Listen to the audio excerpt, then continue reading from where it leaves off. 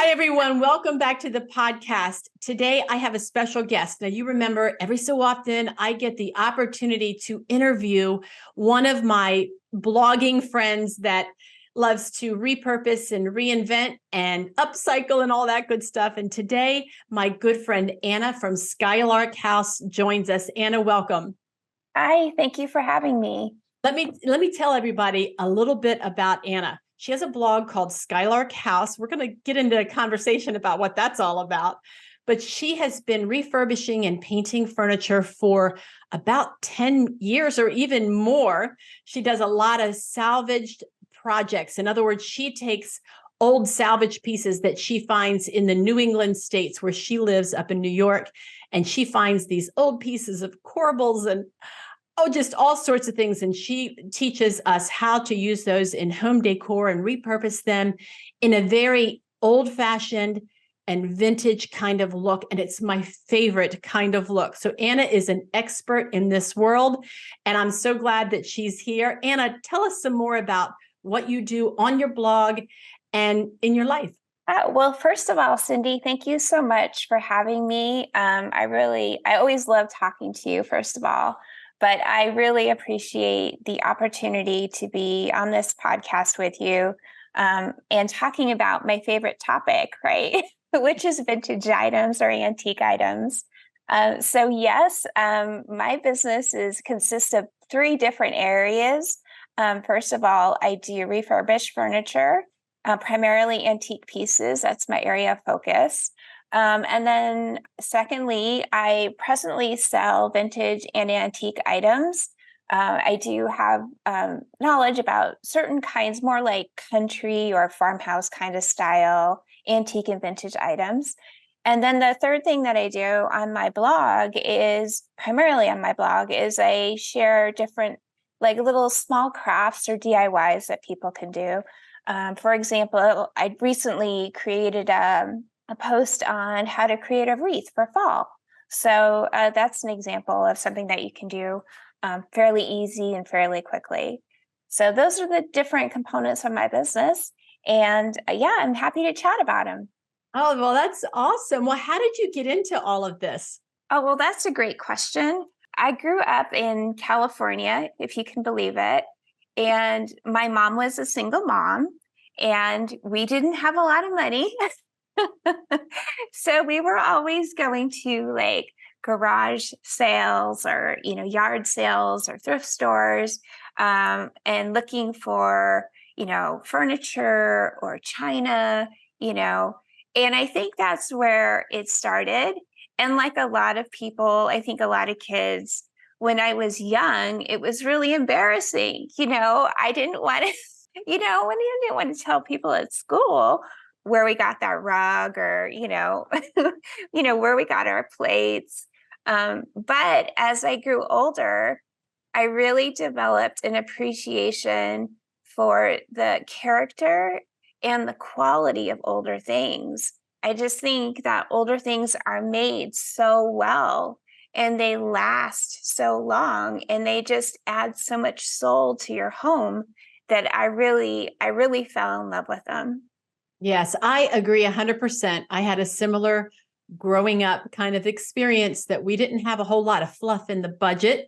Yeah. And even as my husband and I have been married for 40 years, the same. We have never had a lot of fluff in the budget. And we've just learned how to make over things. And my mom would go to thrift stores and yard sales. And I thought, oh, I hope my friends don't see me. And it is interesting. I talked to a couple of people. I've talked to a lot of people in our world, and so many women say the same thing, Right, that right, they grew up like this, right, and they were embarrassed, and then they turn to it when in right.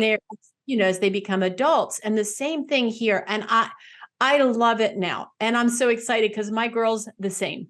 Oh, that's They, awesome. yeah, Yeah. they were a little bit embarrassed by it, and now they are both thrifting fiends. They love to go thrift shopping. So it's kind of a neat experience. That makes me think, where do you source for some of the projects that you work on? Now, I know you do a lot of furniture. And by the way, everyone, you have got to go visit Anna on her blog at Skylark House. Don't let me forget to ask you about that name.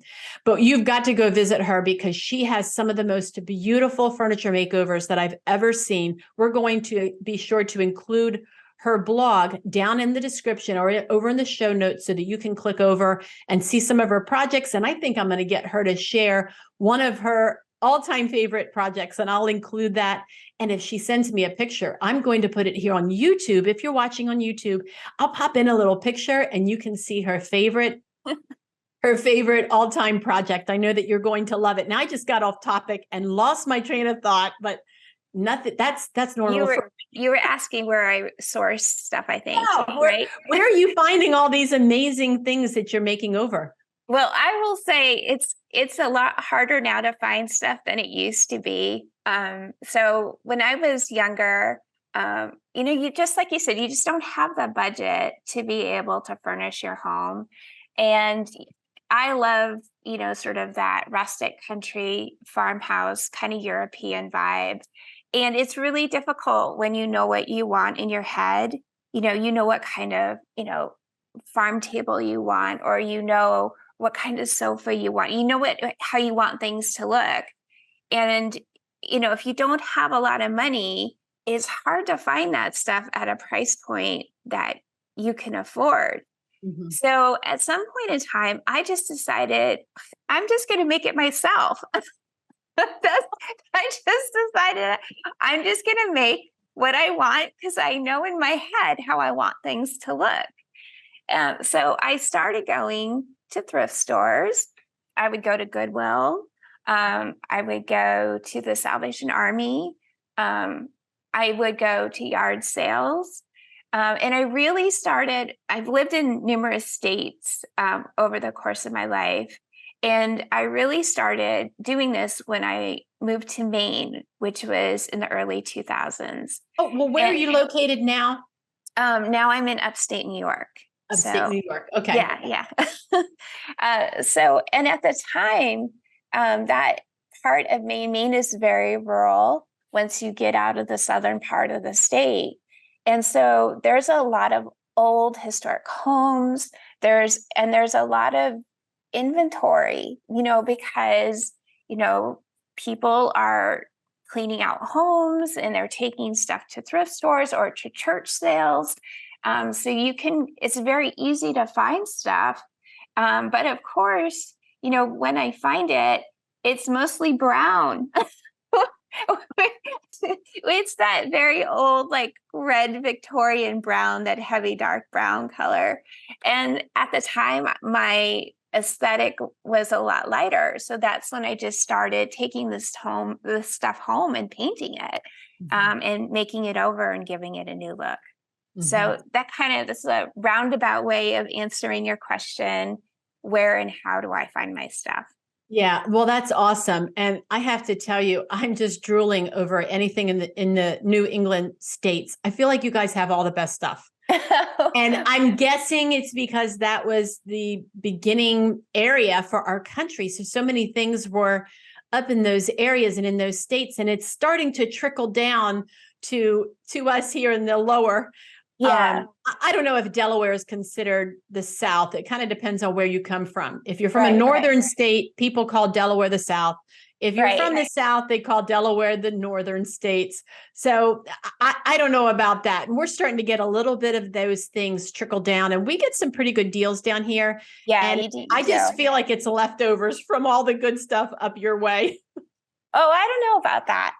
I think honestly, one of the reasons that the New England states, it's easier to find stuff there is because there's just not as many people. It's very hard to get to Maine. It's not easy. It's a lot easier to get to Ohio. And Ohio there's more people in the middle of the country and in the South. But I think just the remoteness of Maine and even Vermont, they're in areas that are just not easy to get to. So I think that's partly, one of the reasons why it's easier to find good stuff there. Okay, that makes sense. I've been to Maine one time, and we went camping at a lodge that it was a log cabin, actually, no power. and no running water. And we were in the middle of the woods. And I remember waking up first thing in the morning at like 5 a.m. or something. And there was a moose in Yeah. the lake Yeah. up to his body. I could not believe it. So yeah, the area up there is definitely more remote. Right. That's part of it. Yeah, that's an interesting perspective. I had never thought of that. I just think of all the good stuff that you guys have up there.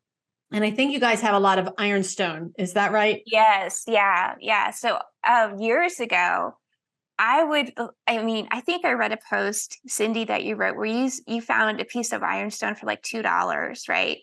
Which is like, that's not normal, people. that, that is unheard of, right? But about, 10 years, 15 years ago, up north, you could still find stuff like that. But I think now thrifting has really taken off. And so there's more competition, and the stores have figured out that there's a demand for this stuff, right? So their prices have gone up. I mean, it's still very affordable, but their prices have gone up compared to, a decade ago or a while ago. But yes, there's a ton of ironstone. Yeah, I don't know if I you agree. can see the cupboard behind me, but I was going to comment, oh, I'd love to get in there and take a look at all that good stuff. I see it all. There's so Maine pretty. ironstone in there. Maine ironstone? I just ironstone from Maine. Yeah. Okay. I thought maybe there was something I needed to know about. You also had, I remember a couple of years ago, you had a wonderful little collection of, now I'm going to say this wrong. You sent me one, and I wish I'd brought it in here, but I didn't. A little container that is kind of like a crock pottery. Yeah. Those are from England. Yeah. It's called English advertising containers, and they're all antique. And many of them they're basically dug up, because those little containers, and they're usually just like black and white. So I think what you're talking about is called J. Sainsbury. And yes, that's it. It's like a potted meat, basically. It would be like, I know it sounds terrible, but it'd be like the equivalent to like Spam, right? Some kind of, or right.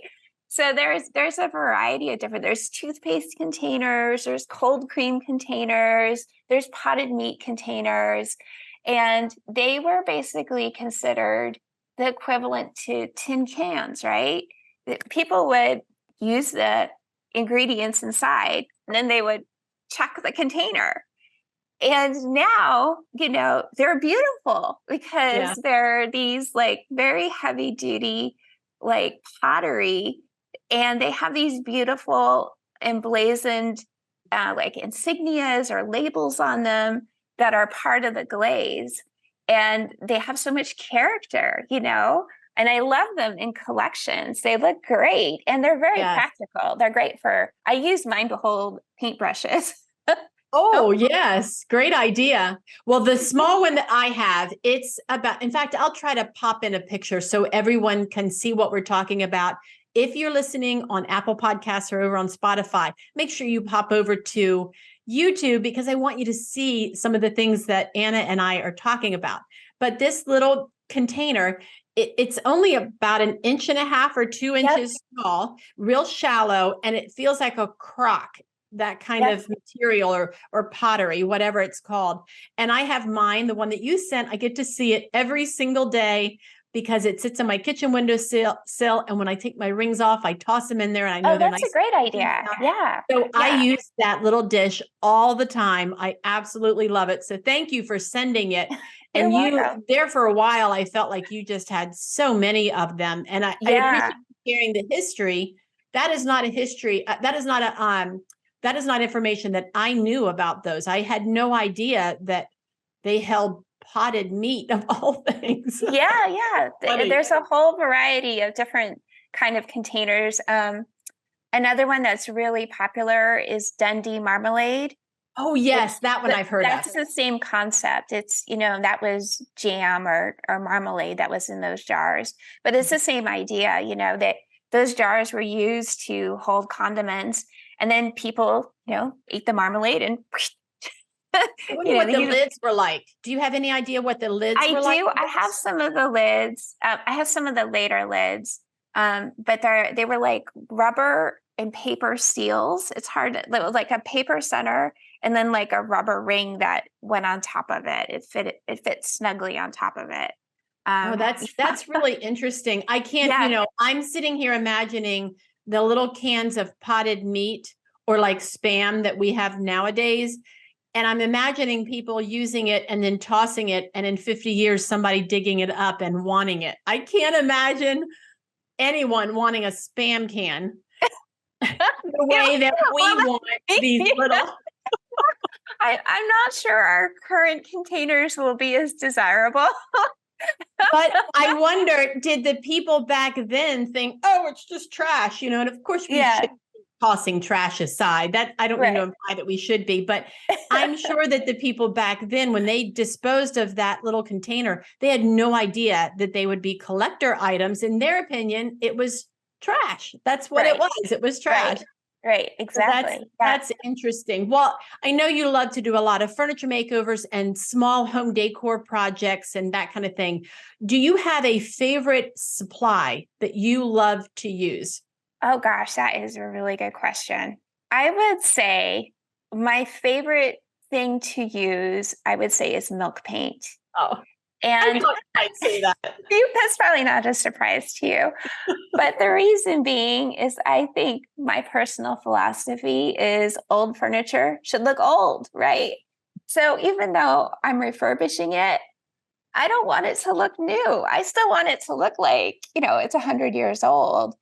And I love milk paint because it imparts that character and patina on old pieces. It honors their history.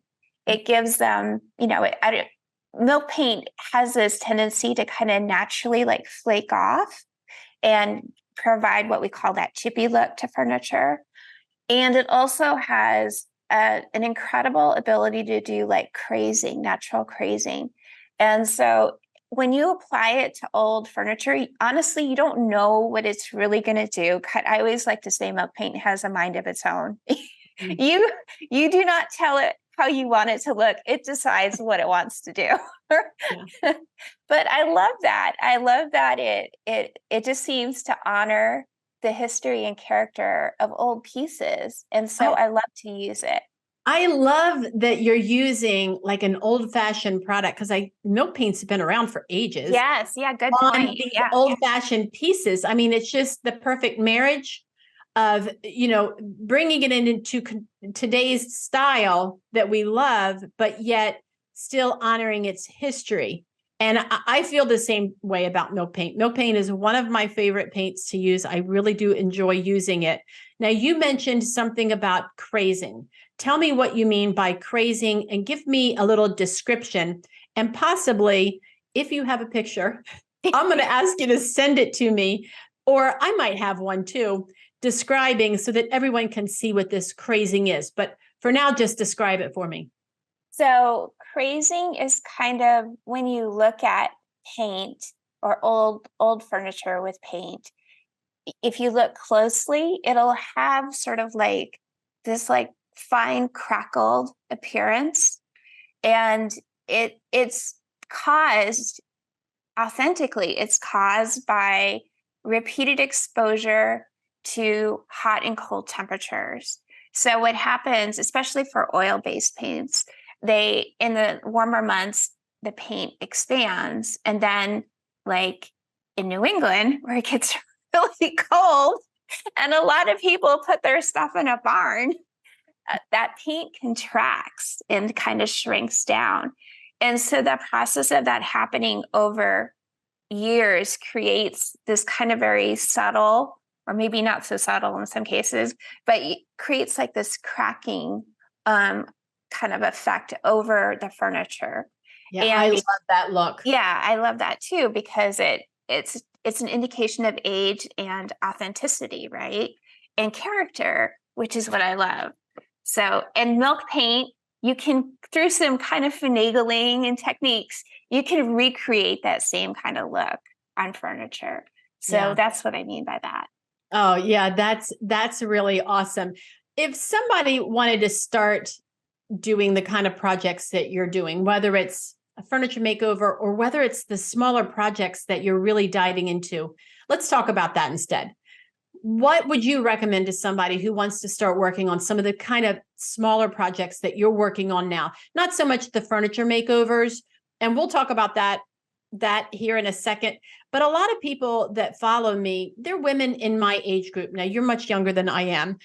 And I know that I have some women in your age group that watch as well. But a lot of us just want to start doing some small projects for our own home. So what is some advice that you could give them for getting started? Yeah, that is another excellent question. And I think my first words of advice would be to set yourself up for success. And what I mean by that is really start small. Start by finding a stool and painting it, sanding it and painting it. Just start with really small pieces of furniture that don't need a lot of repairs. And don't be afraid. That's the other thing I would say is don't be afraid of failure. Just go for it. Just buy a stool for $10 and paint it and see what happens. You might like it, you might not, but the whole point is just to just do it and see what happens, because you'll learn something. And then the next time you can buy a bigger stool, buy a vanity stool, buy a small table, and just keep going. And stuff will turn out and stuff won't turn out. And that's okay, because every time you'll learn something and you'll grow, and it'll set you up so that the next time you can take on a bigger project. Well, speaking of bigger projects, I know you've done a lot of furniture makeovers, and I think you're making a shift. Can you tell us a little bit about that? And if you happen to include a little bit of information of how you came up with your name for your blog, Skylark House, let us know that too. Okay. All right. That was a big question. Let me start with the name of my business. So when I was in Maine, I bought an old farmhouse, and it was the way farmhouses were built in Maine. They had three components: the little house, the big house, back house, and then oftentimes there was a barn. And the reason for that is the way New Englanders build their homes is they would start with a very simple structure in the front. And then as time and money allowed, they would add on to that, to kind of get this like rambling structure, series of structures that were connected. And when I bought the house, it was built in like 1850, and it was a Greek Revival style home. And I was like, I really want to name this house. This house deserves a name. And I don't know if you know, but in England, most homes have names. Okay. So if you watch All Creatures, Great and Small, there's a good example there. They have Skeldale. They call it Skeldale is the name of the house. So I decided to name the house Skylark House to honor it. And of course, I don't live in Maine anymore. I live in New York now, but I still feel like I wanted to bring that history with me and to kind of grow Skylark House into something bigger. And so that's how I created the name of my business. Oh, I love that. I haven't heard that story. And you and I have known each other a couple of years. I really appreciate you sharing that. I love it. Well, thank you. And then with regards to my business, yes, so there's 3 different prongs to my business.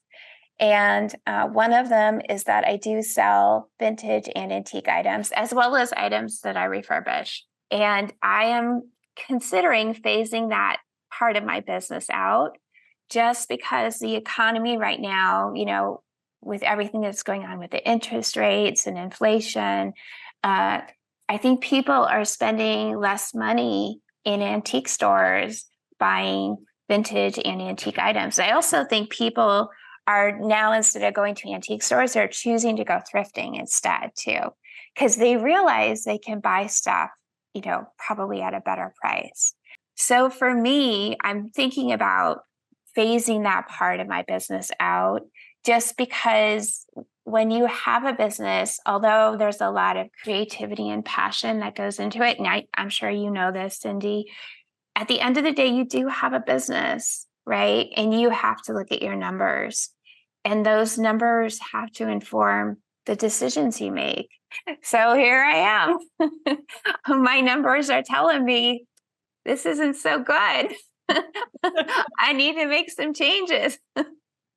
So that's where I'm at with that. Okay. I full well understand that. We had a vendor booth for about 6 years, and last August we closed it down, and it was hard because it had been the bread and butter of everything that I'd ever done up to that point. I'd started blogging, but I wasn't seriously blogging. I was basically taking photos of the projects and the furniture makeovers and all those things before I sold them so that I would remember what we had made.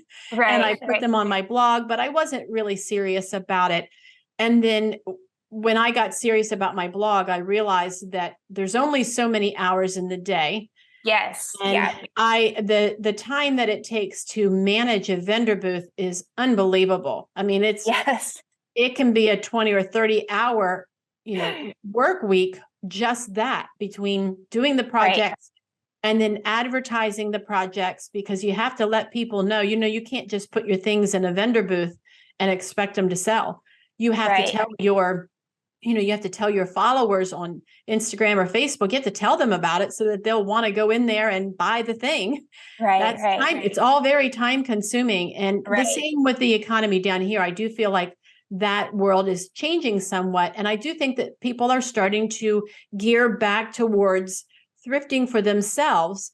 So another thing on your blog that I think is amazing is that you're showing people how to take those pieces and upcycle and repurpose for their home. So you're still benefiting people, maybe not ones that you'll see face to face like you would in your vendor booth, but I still think it's exciting that you're still helping the world, at least here in the United States, because we're big on it here, of how to upcycle and repurpose. So I'm excited for the new chapter of your life there. And I think that's exciting.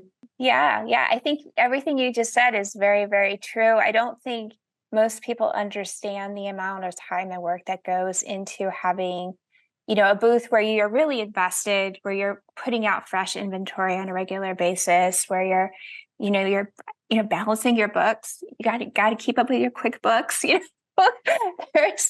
There's a lot to it that I don't think people understand. So it's definitely a tough decision, but you got to look at your numbers. Yeah, it is a business.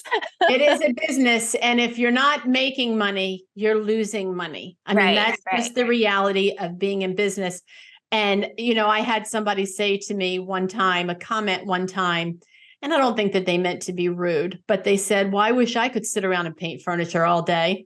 And in my mind, I thought, yeah, I wish I could too, but that's not what I'm doing. I know. I love the part of painting a piece of furniture or upcycling a small piece. I love to do that, but the reality is that 20 or 30% of my time is spent doing that, whereas the other 70 or 80% of my time is spent doing other things. And that's just the reality of it. And you're a wise woman to look at your numbers. And I try to do that on a regular basis and make decisions, based on that. I don't want to show up to work and not get paid. I mean, that's what it boils down to. I love doing what I do, but I also want to be financially compensated for it. Not many people would show up to work without expecting payment.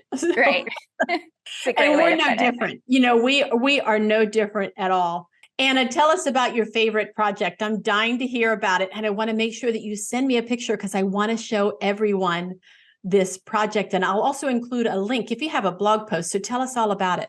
Yeah, sure. That's another great question, and one that was not easy to answer. So I kind of picked out one of my favorites. There goes my dog. That's okay. Let him bark. We have a Okay. Barkley. All my Uh, followers know that. so I chose one of my favorite projects, and I wanted to choose something that was a little bit more recent. And I had the good fortune last year of going into Restore and finding an old pine dresser that at the time it had the little glove boxes on the top. And it was the Victorian sort of cottage style, which I love. I love old pine furniture. That's like makes me weak in the knees, you know. Some girls like jewelry. I like old pine furniture. Okay. Yeah, vintage Anyways, pine is beautiful. I'm with you. it was in really rough. It was painted with like a cottage motif, Victorian cottage motif, but the paint was in terrible condition. And you could tell it had been sitting probably in a barn or a shed for, there was a lot of grime on it. The glove boxes were loose and just not in good shape. But I looked at it and I just knew, those moments where you just know, like I have I met the know in my bones that can be absolutely beautiful. I know it. And it was just discarded and it had been sitting there for a while. And if you look at Restore, sometimes they have the dates on the tags when the items are put out on the floor, and it had been out for probably 3 months and clearly no one had bought it. So I think I bought it. I don't know. I think I paid like $80 for it, which in New York is a good price. And I took it home, and in my garage, I set up my sander and I went to work and made some minor repairs. All the drawers worked already. The drawers are in fabulous condition. Somebody had at some point reinforced them. So it's just the exterior just needed a lot of work, needed some love. I cleaned it. I sanded. I spent a long time sanding it, and started off with, like the 120, and just you worked all the way up to 200. It came out so beautifully. It was almost like the dresser was thanking me. Like, Oh, how people say when they that. rescue pets, the pets are thankful. I felt like the dresser was thanking me for saving it. Oh, I love that. I'm going to start thinking that. I am. I love that. And I sealed it. I just sanded it too, so it was raw. And I had to remove the glove boxes. And the truth be told, people don't buy furniture with glove boxes. It's very hard to sell because it's a very kind of dated look. So I had to take them off. But I repaired the top, and I put new knobs on it, and it's sold. I kept it in my house probably for like a year, because the other problem with this business is you fall in love with the stuff you work on. So I did. I put it out in my booth. It sold in just like 2 weeks, less than 2 weeks. It sold, but it went to a happy home, and that's probably one of my favorite pieces that I worked on, and one of the better stories that I have. Oh, I love that. I absolutely love that. I'm going to start thinking about that the next time I make over a piece of furniture, or even something I find at the thrift store. I'm going to imagine it saying thank you. It just needed a little bit of help. So what are you Yeah. working on now, Anna? Well, right now, because I am trying to kind of phase out the retail side of my business, I'm not working on furniture, which is incredible. It takes a lot of self-discipline because, of course, when you don't need stuff, you find stuff, right? That's just the way it goes. I But I'm know. intentionally right now not working on furniture pieces because I need to reduce my inventory in that side of my business. So I have been working primarily on just decorating for fall. And I recently wrote a post on easy ways and affordable ways to decorate for fall. Oh, Um, I'd love you to share that link. sure, yeah, I'd be happy to.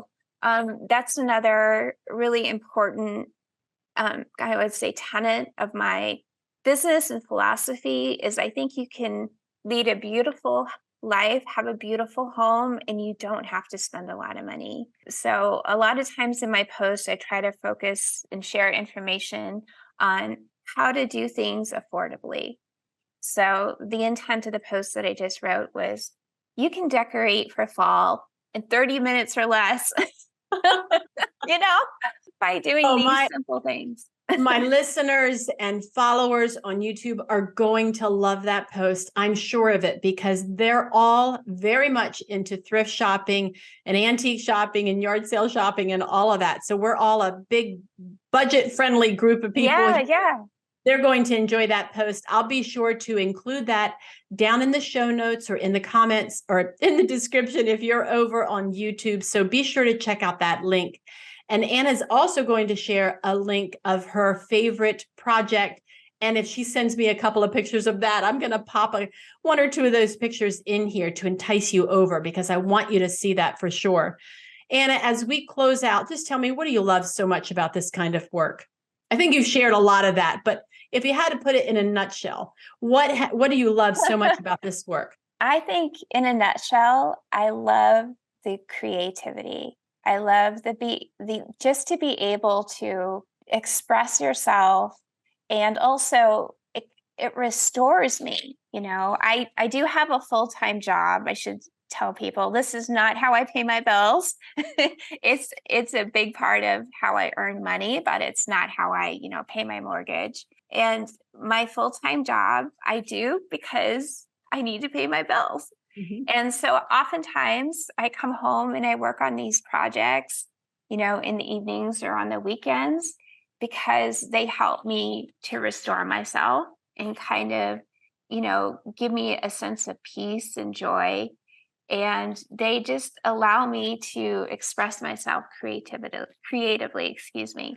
And that's primarily why I do it. Oh, So that's awesome. And I know that so many of my listeners are going to relate to that, because I have a group that they're still working. And when they get home in the evenings, they want to do something. They want to do something on the weekends, and they want to be creative as well. And I agree, it's so good for your soul to be able to create something. And especially if it's for your home, a piece that you can use. It's right. not just a beautiful piece, and there's value in that, but it's also something that you can use in your home. So I know that my listeners are really going to enjoy that.